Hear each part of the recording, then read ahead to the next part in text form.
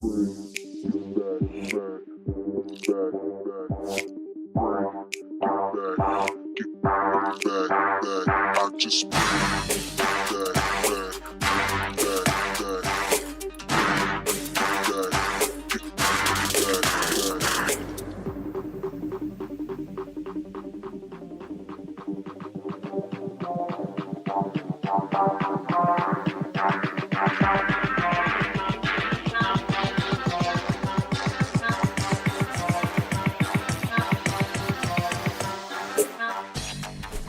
and good evening, or morning, or afternoon to everyone at home. Thanks for tuning in to Fallon's Daily Toast. We're at Somerville Community Access Television on the hot set, 90 Union Square.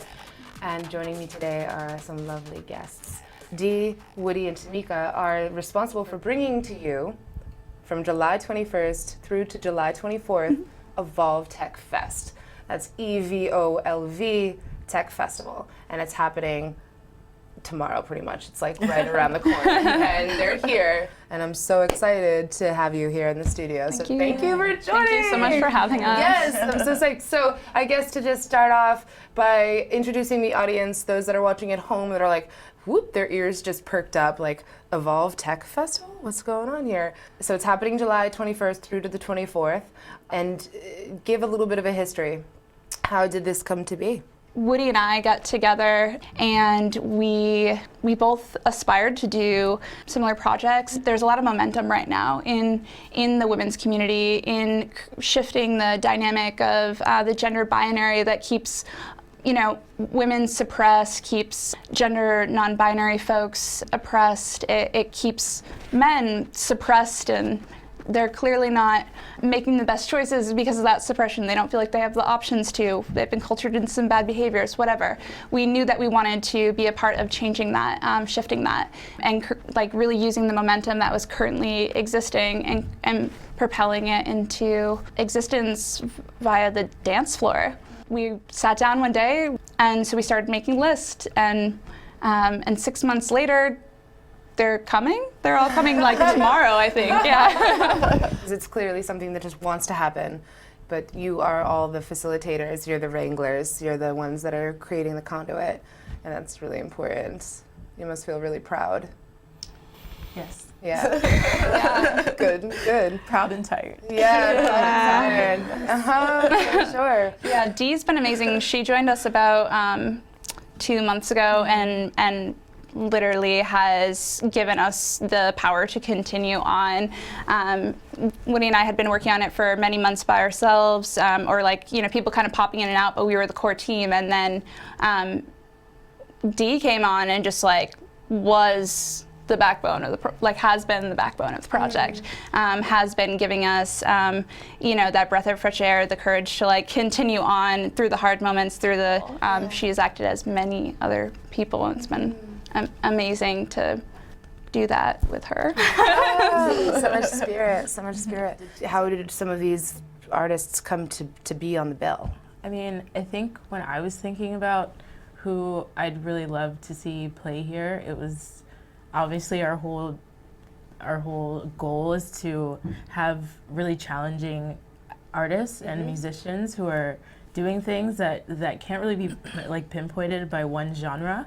So it's it's people who it's a fun time, it's a great time when they're performing, but kind of makes you go home and think what did I just experience? What was that, it's hard to just call it techno or call it bass or anything anymore. Those people who are really really honing in such an intrinsic way that it's that becomes their own thing. And so to say that artist's name, that becomes their genre, that's theirs. So I think that we have a lot of acts that do that in listening to their music and putting together lineups that work and that really showcase and the best of everyone who's on that lineup. So it's if you have all of these challenging great acts, but you don't put them together in a way that melds well, in a way that pretty much adds up to a full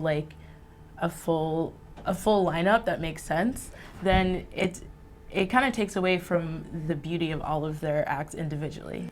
So that's a really important part And I think that's a big part of why I'm really passionate about organizing. It's because that's huge, you know. It's not just about having more diversity of sound or of people or gender identities or sexual identities. It's about actually looking at the work that these musicians and artists are doing and paying attention to how that fits together into a larger festival. Oh, beautiful. And while you were just saying that, the imagery of the people as the musical notes came to mind. Yeah. Because they each themselves, sure, they have this big body of work, but them themselves make up like a frequency. So to put the frequency of people together in such a way, it's a lot more attention to detail, which means a lot more attention to like the individual experience. That's beautiful. Thank you. Cool. So I'd love to know those that are like really interested in attending E-Volv Tech. Where is it going to be held? Where are the locations that you've chosen for these performances? So we kick off Thursday at Middlesex Lounge. Then Friday we have Zuzu and Middle East Upstairs. Saturdays in JP we have the Milky Way Lounge, and then we have the After Hours event. But during the day on Saturday, we have some workshops going on in the Cambridge area, Central Square area as well, at East Meets West Bookstore. We got the why, we got the where, when is July 21st. July 21st. Come on right around out, the July corner. 21st. It is tomorrow, basically. Yeah, come out. Seriously, it's so around the corner. I'm so excited. A couple of people will definitely Volvox. I first discovered Volvox, heard the Boiler Room set. I was like, what? I listened to it through and I just fell in love immediately. So I'm psyched about Volvox. Yeah. What about you three? Like, do you have someone you're... Well, a headliner I'm really excited about is Jalen. I went to a Mutech festival in Montreal, actually with Woody, and we saw her perform twice. But it was just like each time we like just encountered her presence like on the stage, or like even like there were other DJs on the stage before, but then she would just come in with like, and she has a presence, you know. It's like, you know, when she's in a room and you know, like, it's like, oh no, like Jalen's playing right now, like you definitely know. And that was something that I was like, that would just be amazing to be able to bring that to, you know, the place that I live, the place that where I go out a lot, and I'm a DJ as well, and I talk to other people in the scene, and that's really what we're doing, is talking and sharing ideas about this thing that we love, you know, music and electronic music, and like specifically, you know. And so to hear something that was so interesting, but like also she places all of her all of her influences right there in front of you, you know, footwork and a bunch of other influences out of Chicago and the Midwest and all of those things, but they're very deconstructed in a way that's like very impactful on the body, especially. And so she's amazing. I mean, she talks a lot about how her music, she doesn't create from like a happy place necessarily, but the response to her music, it is happy. It's challenging, but it's happy. It brings you to places, you know, when you talk about how it feels for your body, you know, a lot of her work has been influenced by her physical labor. She's like a manual labor, works with like steel, and that has impacted, you can hear it in her music. You can hear her taking her everyday life experiences and manipulating them into the club, which is what any of us are bringing into the club, is our everyday experience. We're trying to, you know, get a moment to connect with each other and kind of evolve from like our, you know, the mundane, and she has done that. Her like everyday experience is no longer the mundane. She brought it to the club as we bring everything we are to the club, but it's evolved into something that can really work your body. Like that event is, we also have DJ Haram on that event. And what day is that? That's Friday. It's Friday at the Middle East upstairs. The Middle East upstairs. All right. Yeah. So actually, on that Friday, we have 2 rooms going at the same time.